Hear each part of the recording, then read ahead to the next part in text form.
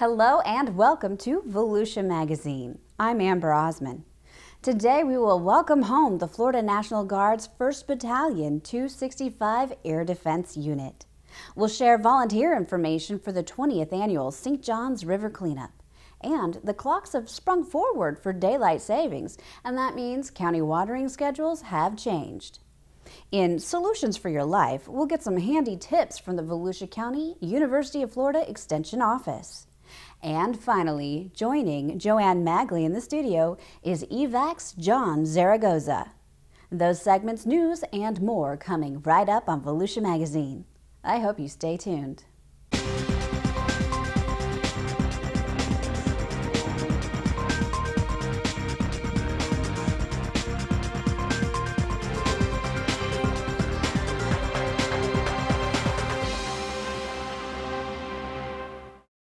After nearly a year of deployment in the Middle East to support Operation Freedom's Sentinel, 133 soldiers are now safely back home in Daytona Beach after completing their training and advisory mission in Afghanistan. I can't even explain it. I mean, it's been a long time, and he's never gotten to see her, and she was born the day that he left, so I can't even explain it. It's excitement, it's nerves, it's everything. Daytona Beach International Airport and Shelter coordinated the homecoming for the 1st Battalion 265th Air Defense Artillery Regiment, which consists of members from batteries based in Palatka, Palm Coast, and DeLand. The welcome included a water cannon salute for each of the B-737-200 planes. Hundreds of family members were on hand to welcome the troops home. It was good to be back home. It's awesome, you know, seeing the family and all friends, stuff like that, all the support. It's awesome.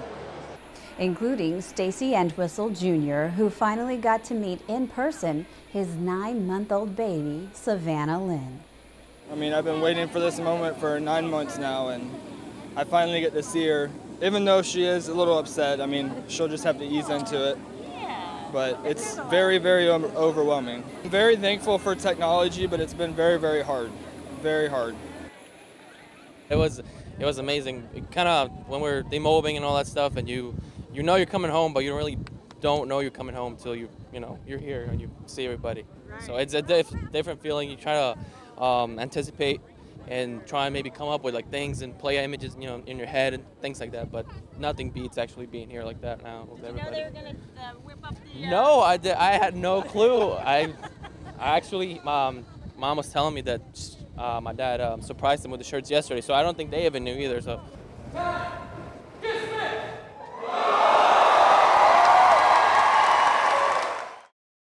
Do you love the sun, surf, and sand? If so, it's not too late to apply for a summer job as a part-time lifeguard with Volusia County's Beach Safety Division. Volusia County's lifeguards have a long distinguished history of service, watching over the 8 million people who visit the county's beaches each year.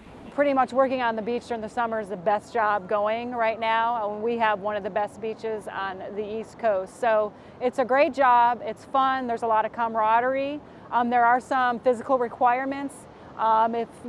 If you remember, last Memorial Day weekend was probably one of the busiest weekends we've had in years. We rescued more than 600 people out of the water throughout the whole weekend. So a lot of people do want to work down here, but like I said, they have to pass our qualifications. We are United States Life Saving Association certified, so we do have qualifications that we cannot waive from. Physical tests include a 500-meter swim in 10 minutes or less, a 50-yard swim in 30 seconds or less, and a half-mile run in 3 minutes and 15 seconds.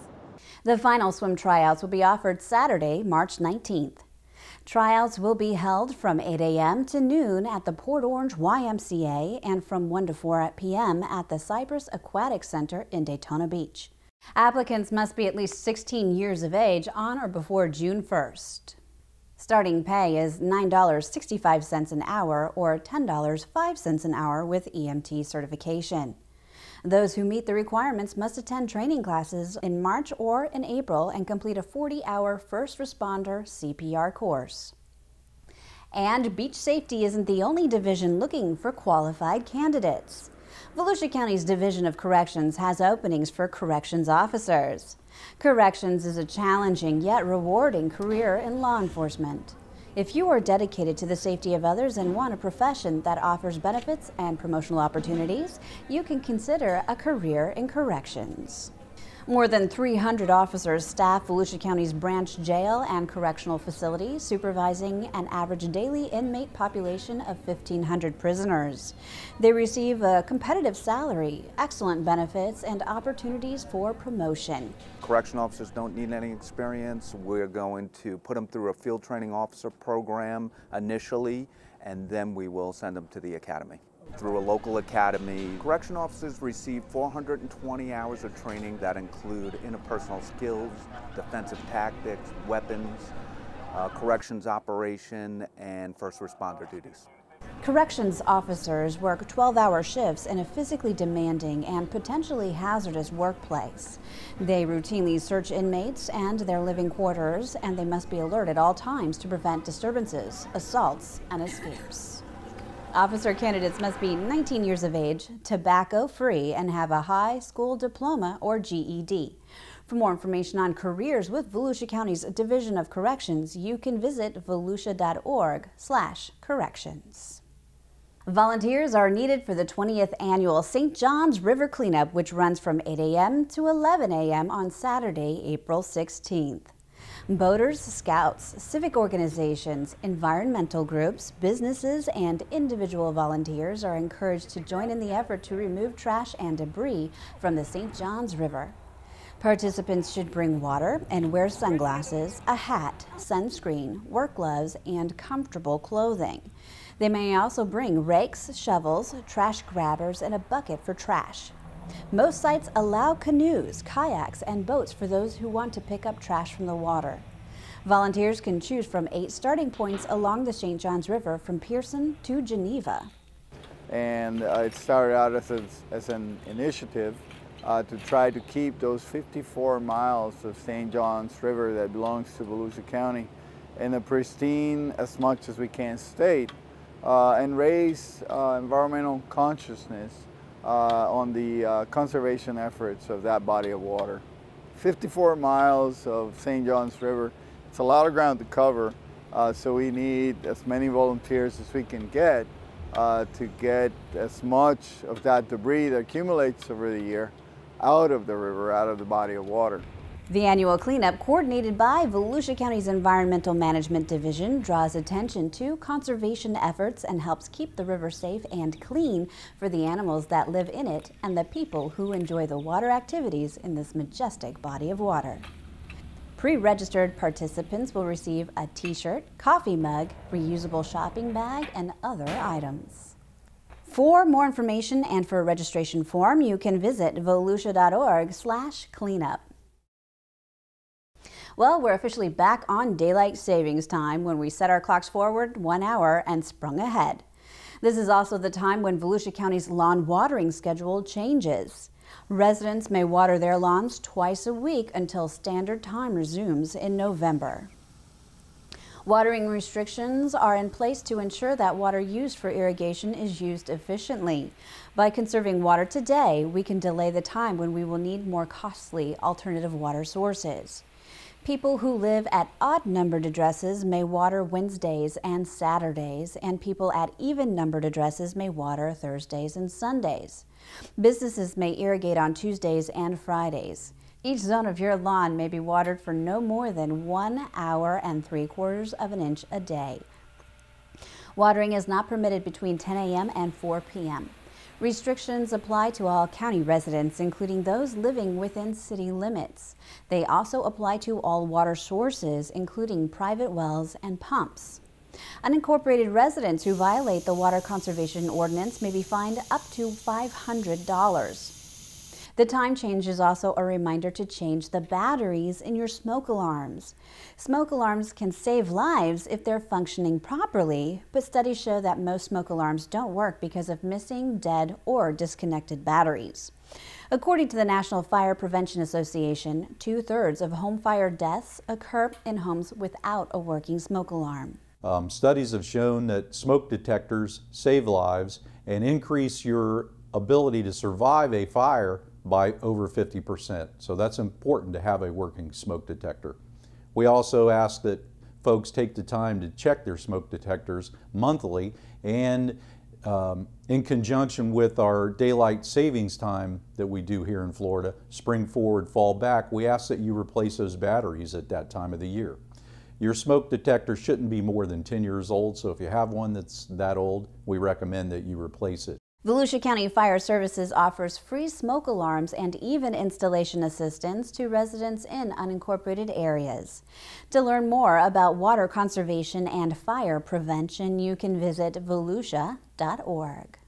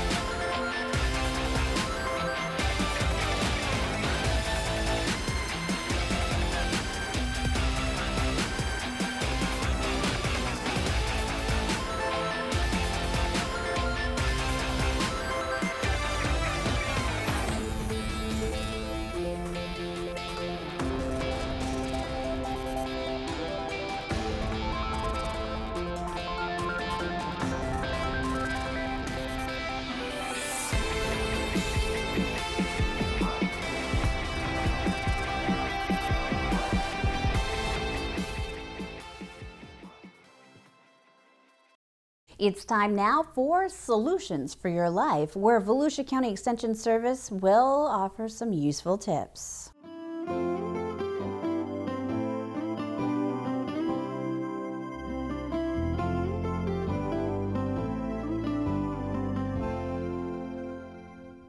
Hi, I'm Karen Stotterman, the Commercial Horticulture Agent for Volusia County. Today we're going to talk about the Farm to Table initiative. Did you know that flowers and cut foliage are part of the Farm to Table program? With me to sort this all out is Jennifer Strickland. Jennifer is the owner of the Floral Boutique and Stetson Flowers. Jennifer, tell us a little bit about this. Thank you, Karen. First of all, I want to say how excited I am to talk to you about the Farm to Table initiative and the inclusion of fresh cut foliages in that initiative. As a second generation cut foliage farmer in Volusia County, it is very important to the area itself, particularly in Volusia County, as we are the fern capital of the world. For many years, we've been excluded out of any particular genre within the horticulture industry and have kind of had to find our own way, but the inclusion into this initiative is big steps for Volusia County specifically. Now we're going to talk about farm to table and cut foliages and some of the wonderful flower and foliage options that you can bring to your table. These are my favorite centerpiece starters for your home. Cut foliages last on average for 10 to 14 days, giving you a long 2 weeks of enjoyment. You can use them individually or as a grouping on a longer table. All of these foliages that you see in these vases are grown right here in Central Florida, so therefore every time you purchase that, you help support farmers in your community. Want to add a little bit of color to the arrangements? Simply purchase it with flowers for the special day, and then once the flowers start to go, remove them and you still have your long-lasting centerpiece. This arrangement features tropical foliages and tropical flowers and foliages grown right here in Central Florida and would be the perfect accent to your kitchen counter or bathroom when you have guests coming over for a special occasion. Thanks, Jennifer. That was really useful information. Well, thank you, Karen, for having me. And by the way, if you're a woman that just likes designing their own centerpieces for your table or have a favorite vase that you want to pick up flowers for, visit your local florist and ask for flowers with your foliages grown right here in Volusia County. Thanks, Jennifer. Those are great tips. With Solutions for Your Life, I'm Karen Stotterman. It's time to head into the studio to join the Director of Community Information, Joanne Magley, and her guest, John Zaragoza, Director of Emergency Medical Services. Thanks, Amber. Well, it's a business where saving a few minutes can be the difference between life and death. EVAC ambulance personnel are on the roads of Volusia County 24/7, 365, responding to fires, car crashes, crime scenes, and medical emergencies. So with us in the studio to talk about the ambulance system is the county's EVAC Director, John Zaragoza. Hi, John. Hey, thanks for having me. Thanks for joining us. So EVAC ambulance system has been around for a number of years, but it's been new to Volusia County since 2011, since the county actually took over the services. Tell us a little bit about EVAC. Okay, well, you have it right. It used to be an independent foundation that actually came into being as a result of county council action many years ago. In 2011, the decision was made to bring it back in under the auspices of the county, and that was facilitated again in 2011. And now it resides under the Department of Public Protection. So, how many ambulances do fall under EVAC? Right now we have 49 actual vehicles, ambulances that we have. We deploy anywhere between 11 to 23 ambulances or more depending on the volume needs of the system. And what about staff and the area that you cover? We have about 200 folks that are dedicated to EMS, both field personnel and support staff. In order to make sure that we can run an efficient 24/7 operation. And of course on top of that would be the administration and the business office. So Volusia County has a population of about 500,000 people, and then you add to that the visitors and people that come in for special events. How many calls does your company take throughout the year? Right now we're looking at about 87,000 calls within the past 12 months. That has been increasing steadily over the past 5 or 6 years. We actually see a growth of about 3 to 5% a year. And of course it's cyclical. We see the call volume swell as a result of all the special events that we have here. And of course summertime we have a large population that comes in. And of course we just finished with one of the bigger events that affects your division, Bike Week. That's something that you have to ramp up probably for every year because of the extra medical calls that come in. Oh, absolutely. We add more ambulances, and we actually add a few quick response trucks to be able to cover all of Volusia County because they don't concentrate in just one particular area. Right. Because they enjoy all of Volusia County and all of Central Florida. So what percentage of the calls that come into EVAC, what percentage actually end up getting transported to a hospital facility? Roughly I would say between 60 and 70%. It kind of varies. It really depends on obviously the call volume at that period of time, and there are some instances where we actually get called to respond, but we don't actually end up seeing a patient. Either the fire first response will get there and then determine there's no medical emergency and call us off, or there's really no patient found at all. Okay, so you came here to Volusia County from Greenville, South Carolina, and you have more than 30 years, 30 years plus experience in this field. Is the Volusia County ambulance system much different than where you came from?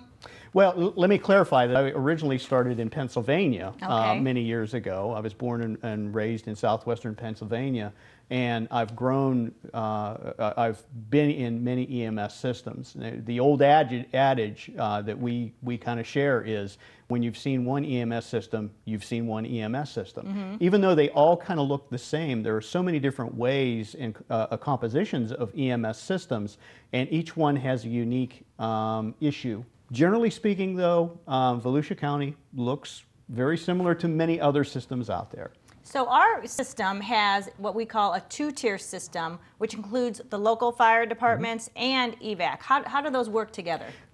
It's a great symbiotic relationship that we have with Fire First Response here. Obviously, they're geographically distributed, within Volusia County, and so they have the medical capabilities to actually first respond along with Volusia County EMS or EVAC.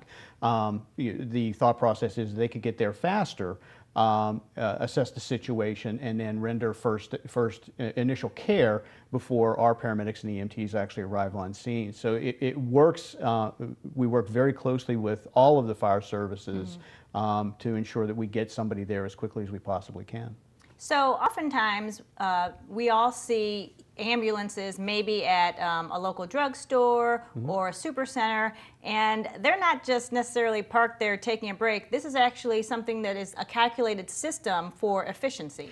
Absolutely. The one unique thing about Volusia County EMS or EVAC is that we're considered a high-performance EMS model. Now, without getting into a lot of detail, we don't cover geography as much as system volume needs. We do a lot of statistical analysis in the background and determine where and when ambulance calls will occur. And we do predictors, hopefully to be able to put an ambulance in a particular area with 90% probability that the next incoming call will be in that area. So that's the reason why they sit on street corners. We actually don't have stations for them to sit. They actually sit in strategic areas to catch that next probability of that incoming call.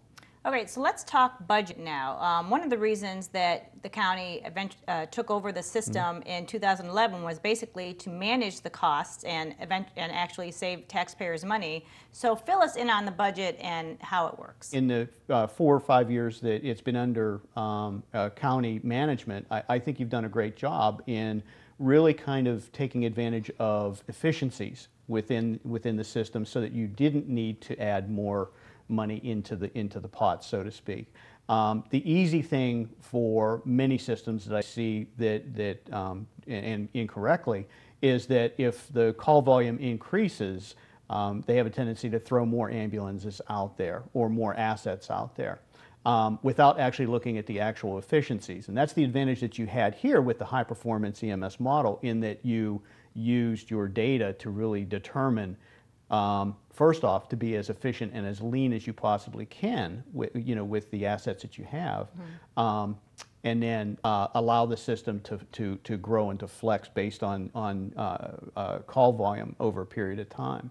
That being said, our budget right now sits at a little over $23 million. A little over $19 million of that is actual operating budget. The balance is our capital budget, which I have to say the county has been very thoughtful and forward-thinking when it comes to making sure that they have great equipment, to bring to bear the quality health care, pre-hospital health care that we can do for the community. So with rising volume, costs go up. How are you able to deal with that so that you can manage those rising volumes? Well, understand that part of of that rising volume is also the reimbursement side of it. We have a tendency to see a rise in our ability to collect from the health insurers to be able to kind of cover those costs. That being said, again, we go back into the data and we really tweak the system to ensure that we maximize the total number of ambulances or crews that are used efficiently at any given time. We do that, the typical example of that would be in the middle of the night.